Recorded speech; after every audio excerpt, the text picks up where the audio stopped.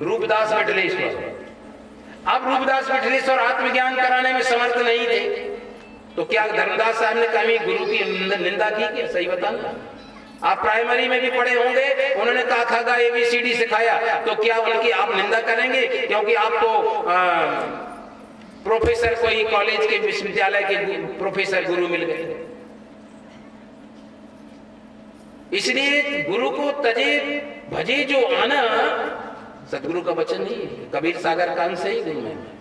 गुरु को तजे भजे जो आना, ताप पसुआ, साहब की वाणी देखना जरा, ताप पसुआ का फोकट ज्ञान, फोकट ज्ञान है, ऐसे ज्ञान को न सुनना उनकी शकल देखने से भी अपराध है। और ऐसे लोग बड़ा दुर्भाग्यशाली हैं जो गुरु वचन को ना समझ करके जो रिश्तेदारी में बहते हैं, गलत संगत में बह जाते हैं, जो भ्रम में आ जाते हैं और जो अपने कर्म को और संस्कार को नहीं सुधार पाते, ऐसे लोग तो फिर पशु में और मनुष्य में कोई अंतर मत समझो। इसलिए हम कबीरपंथी होने का हमें सौभाग्य मिला है, कम उपलब्धि नहीं है। और हमारा संस्कार अच्छा होगा तो निश्चित ही हमें अच्छे गुरु मिलेंगे। और अगर संस्कार अच्छा नहीं होगा, मैं और भी सरल माताएं समझ जाएंगी।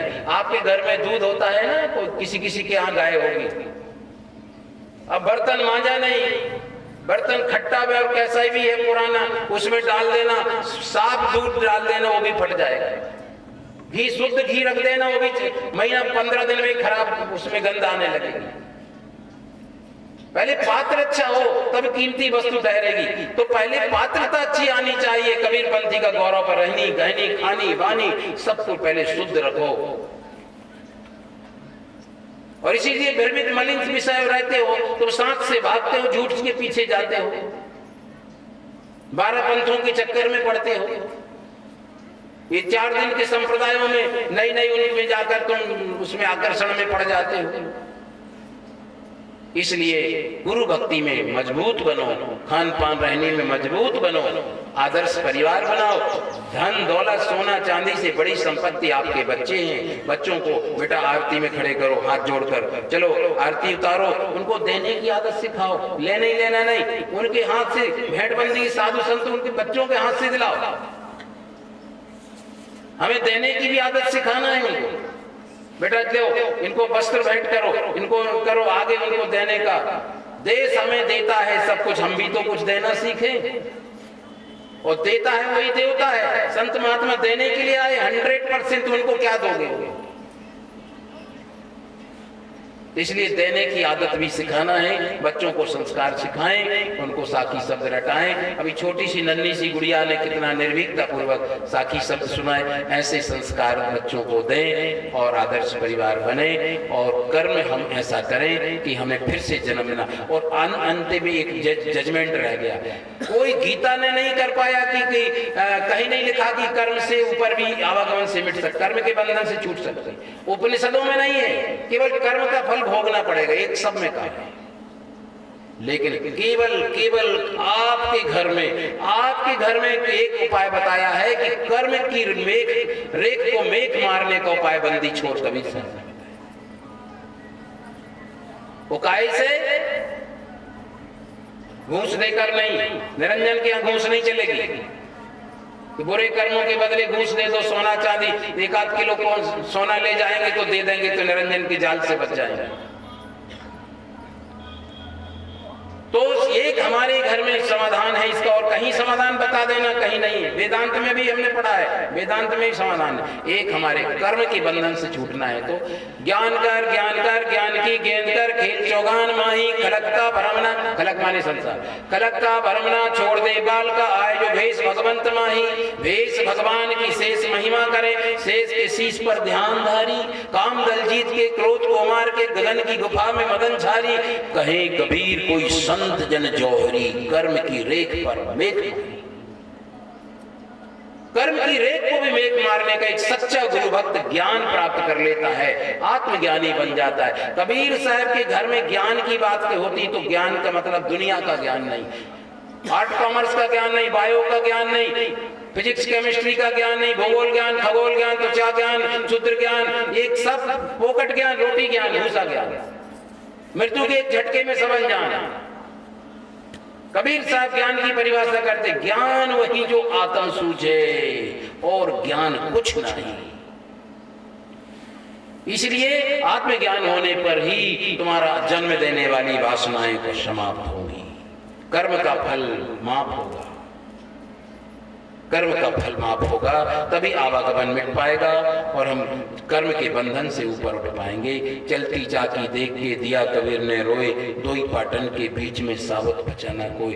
कर्म और माया के चक्कर में, कर्म से जन्म, जन्म से कर्म, कर्म से भोग, भोग से वासना, वासना से जन्म, फिर जन्म, जन्म से फिर कर्म, कर्म से फिर भोग, फिर भोग से वासना, इसका नाम पुनर्जन्म, इसका नाम पुनर्जन्म। बार बार जन्म होता रहता है। इसलिए ये चक्कर को मिटाना। गुरुदेव गुरुदेव गुरुदेव गाओ, जन्म मरण का फंदा छुड़ाओ। फंदा छुड़ाना ही है। अज्ञान की स्थिति में जीवन जियोगे, बेटा का जन्म हुआ, फूले नहीं समा हुए, लाटरी खुल गई, बेटा नाती आ गया है। परंतु सच ये है कि जितना जन्म सत्य है उतना मृत्यु भी सत्य है। रुपये का एक पहलू जितना सत्य है, दूसरा पहलू भी, समझदार लोग मेरी बात को अच्छी तरह समझ रहे हैं, इसके बाद ही विराम लूंगा। रुपये का एक पहलू जितना सत्य है उतना दूसरा पहलू भी सत्य है। जितना जन्म सत्य है, जब जन्म में खुशी है तो मृत्यु में क्यों रोते हो, क्यों भागते हो? मृत्यु पसंद नहीं है, पसंद है ना, किसी को पसंद नहीं। मृत्यु किसी को पसंद नहीं। कोरोना आया था तो छिपते थे चूहे जैसे।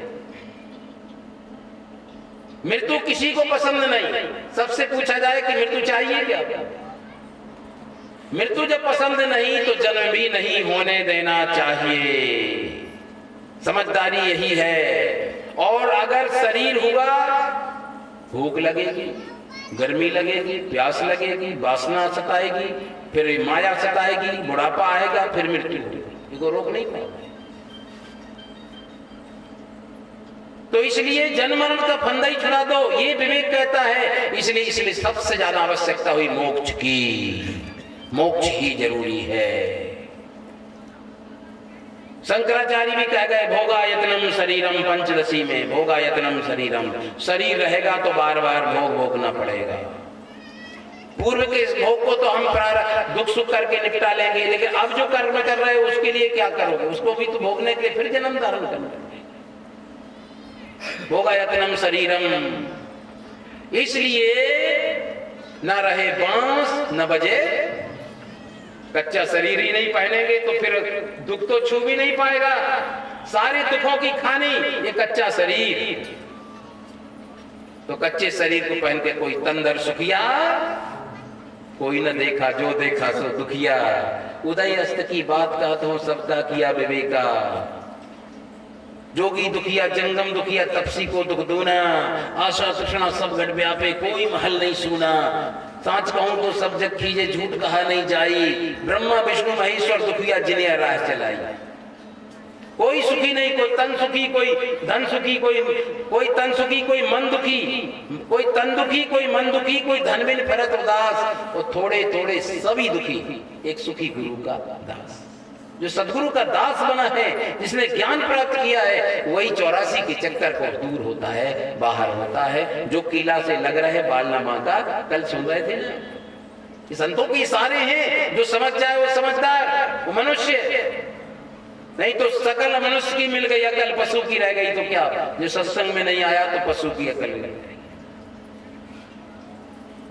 तो ज्ञान गुरु मन चेला है कि ज्ञान माने आत्मज्ञान करा दे। ऐसे गुरु की बलिहारी है, ऐसे गुरु को प्रणाम है, ऐसे गुरु को नमस्कार है। इसलिए हम कबीर